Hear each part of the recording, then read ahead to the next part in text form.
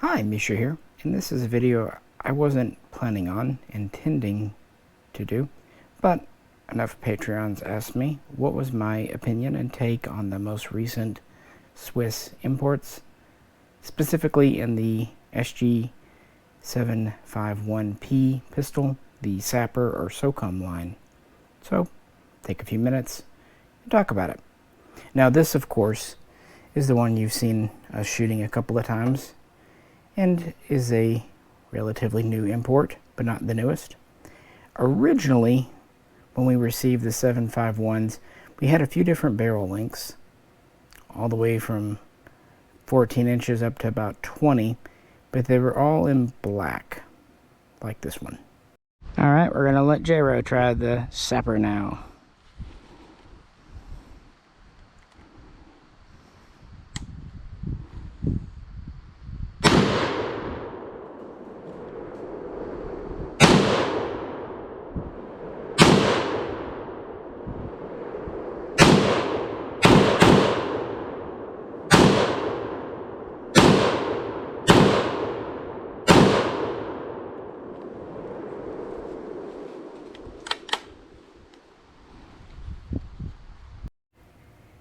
You know, and shooting that black one was nice, but it was a little It wasn't quite there. It was a nice gun, but not enough that I really wanted it.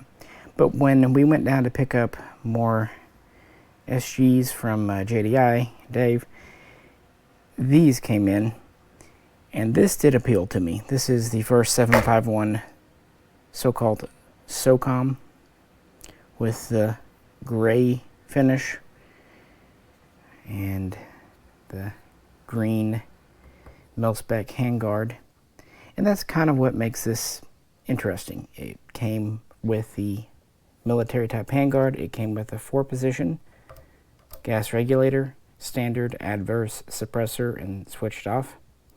It came with a 16-inch, which is 405mm barrel, and instead of having the flash hider, which normally I do prefer, it has a muzzle brake, which when it comes to 308s, 7.62 NATOs, okay, well, maybe I do like it.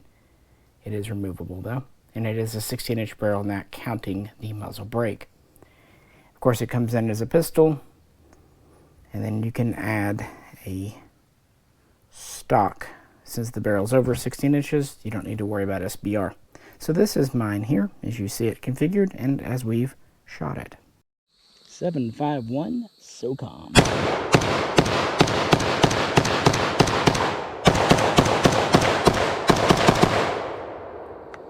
Woo!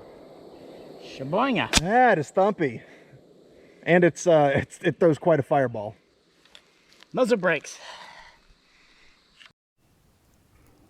Like I said, put a modern adjustable stock on. Kind of my rule of thumb with butt stocks, if it's the older diopter sight, I like the fixed stock. If it's the newer pick rail type gun, I like the adjustable folders. Standard 20 round mag, tactical sling. Put on the light Burger and Thomat foregrip, and actually installed a bayonet lug. Just as an aside, to get the lug to fit with the handguard, you need a special variant of the lug that mates up with it. It's a little different. And then, of course, I guess J-Ro and others will need optics, so I'll put those on too. So this is kind of what I liked. The military gun is very close to this. It's known as the 7.62 ZF STGW Sturmgewehr, and it's kind of used as a scoped assault rifle or close quarters DMR. In fact, some of the military are actually only safe in semi and lack the burst, while others seem to have burst or automatic. Just depends. So this is pretty close, but the most recent military contract guns, well, they weren't in gray and green. They were actually in FDE, something quite new.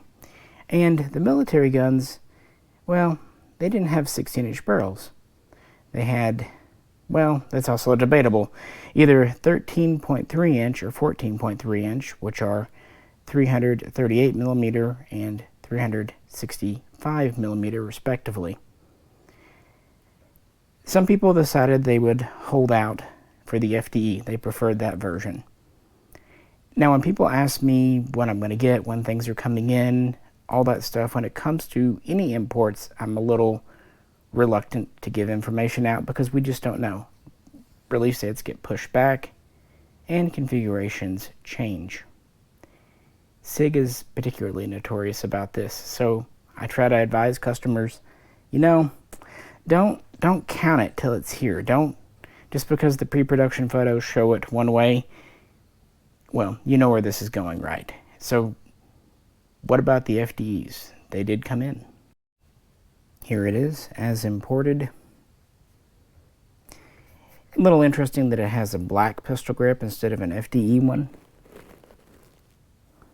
And this is a different type of finish than we saw on some of the 553 FDEs that came in. For one, those had black lowers and kind of a yellowish FDE color. A lot of people liked it. It wasn't bad. It was just kind of unique. This is more of a true FDE, but it's actually a Cerakote. And they did give it the treatment on the military spec quad rail. 120 round mag. All of the 751s have alloy lowers. They're not light as it is. You would not want a steel lower. So this is all the same. Flip up, back up iron sights. But the barrel, well, that was the surprise. Unbeknownst to everyone, including the importer, these do not come in with a 16-inch barrel. Now, SIG had projected they would have this length of barrel, but as it turns out, they ran out of 20-inch, 16-inch, and presumably even 14.3-inch barrels because they ended up shipping these with a 13.3-inch barrel. Literally as short as you can go. You see it just barely sticks out.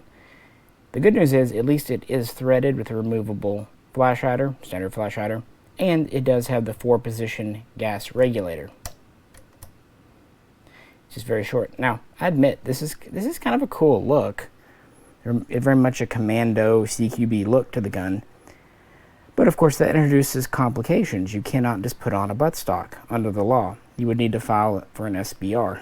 I guess you could also install an extension to get it to 16 inches, but yeah. So this has a lot of people second guessing. In fact, I know of at least 2 people who canceled their orders, which is a little funny because, again, you never know till it's here. Originally 20 of these were supposed to come in. In reality, SIG shipped 18. So 2 less than expected. And yeah, it's interesting that this short barrel was a deal breaker for a few people. And I really can't necessarily blame them. They could live in states where SBRs are not permitted or easy to get, or they just don't want to mess with it. Again, with the 16-inch barrel, not only do you have the ability just to turn it to a carbine, you also do get extra length for the bullet in the barrel. These have a 1 and 11 twist, both of them. As far as I know, all the barrel lengths do. And over in Switzerland, the standard cartridge has a 168 grain projectile. So gives you an idea of what they're going for. So even with the 13.3-inch barrel, you do get 1 full rotation, but with this cartridge, the more the merrier. So there are quite a few benefits to getting a 16-inch. Although interestingly, 20-inchers don't seem to produce a lot better accuracy results. Could have something to do with barrel harmonics and all that. But yeah, it's also a little interesting that this has the 551, the carbine length gas system, with the barrel barely sticking out, instead of going to the truly short 553 gas system, which if we had a 13-inch barrel in 223, 556, it would, but they've never tested that for 751. So yeah, this is causing a few people to second guess what they want to do.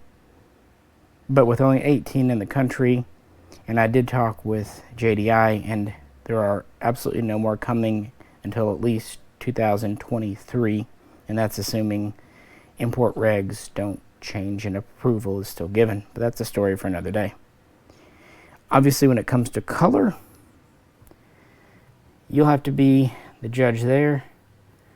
I'm not really one to talk about it. Yeah. Nice enough finish, though. Obviously, this in pistol form is lighter than mine because mine's all kitted out. But they're very similar guns. And people have really been waiting for them for a while. And of course, as usual, they were several months late coming. But they did eventually come. That said, they're not the only ones that came in. Oh no, we've got something for your inner stormtrooper. The other color variant, of course, is the Arctic White, the so-called Alpine edition. And we've seen other Alpines from SiG in previous lines like the 550 PE90s. We've seen some 553s, small numbers, and even some 551s. But this is the first in the 751 lineup here. And of course other companies have done their own Arctics. The Steyr AUG comes to mind. And there is definitely a market for white guns. Configuration wise, it's actually very similar to the black 751 SAPR. We have the alloy lower, of course. We have standard polymer handguard, 2-position gas regulator, 16-inch barrel, threaded. And they did go to the trouble to actually color the furniture to match. In fact, they also do a white buttstock sold separately, batteries not included. And of course it takes the standard 20-round magazine. And these came in very small numbers, just like the FDEs. Actually, correction, even though they were supposed to come in with the 2-position regulator, it actually looks like they have a 4 installed. Yeah, you never know. Same barrel though. And the reason this is still in the black, dark gray, this is a phosphated part. You really can't Cerakote or otherwise finish a barrel effectively. But the rest has the standard paint finish. Now, someone might buy either the gray or the FDE SOCOM as a shooter. But someone who buys the Arctic, along with some of the other interesting colors like those pink guns, it's going to be a collectible, a curiosity, because this finish, the white, it shows wear very quickly, and it can come from anything, handling or cleaning oils, solvents, and just imagine shooting. I mean, obviously these guns all get the little scuff behind the ejection port here. Well, that's going to get more and more noticeable on these.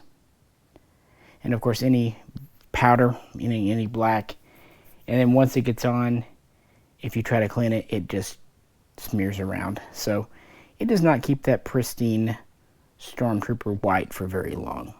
So when people asked me about doing this video, they wanted my honest opinion on some of the newer Swiss guns. So let's end with some of my final thoughts. Those who know me in person or have followed this channel kind of will not at all be surprised. I go for the kind of standard and guns that I can shoot. I have respect for people that collect these odd guns, and if money weren't a factor, why not? But I like guns I can get out and shoot, and sometimes rare, uncommon, just for the sake of being rare and uncommon. Hey, if that's your bag, collectible for the sake of being collectible, why not? But it's not mine. Of course, the quality of the underlying firearm is the same. I mean, they're Swiss guns. And I'm sure a lot of these will become desirable in the future. They are rare. I know when those pink PE90s came in, my goodness, they did very well. and people were tickled to get them. Same goes with the blue stars. Less so those red ones, I don't know, red diamond or whatever they started calling them. One I thought was a bit of a sleeper were the all-black PE90s. Those are really neat. They even had a special, marked box. But they were, I think those will kind of be a sleeper hit in the future. But that's just me. But if you want a shooter, I'd get one of the original blacks or one of the SOCOMs. I would say the FDEs, except, again, either have to SBR it or you have to work with it as a pistol. You could put a brace on it, I suppose. But for my money, the 16-inch barrel, you get a little more oomph, and you don't have to mess with any of that stuff and worry about the state you live in. So, yeah, there it is. But, people ask, so there's my opinion. It is worth exactly what you paid for it. But speaking of which, if you'd like to help support the channel, there's a link over at the Patreon. Trying to get a little bit of a drive going this fall. Get some new people involved. Do things like that. But we do have some other recent Swiss imports we'll talk about in other videos. But I'm curious, which ones do you like or not like, or where do you stand? Let's have a conversation below about what's worth buying and what's not. And hey, it's all fun, right? At least until the wife reads the credit card bill. Or husband. With that, I appreciate you tuning in to this relatively short video from me. And if you could, please do like, share, and subscribe. This is Misha. Catch you very soon. Next time.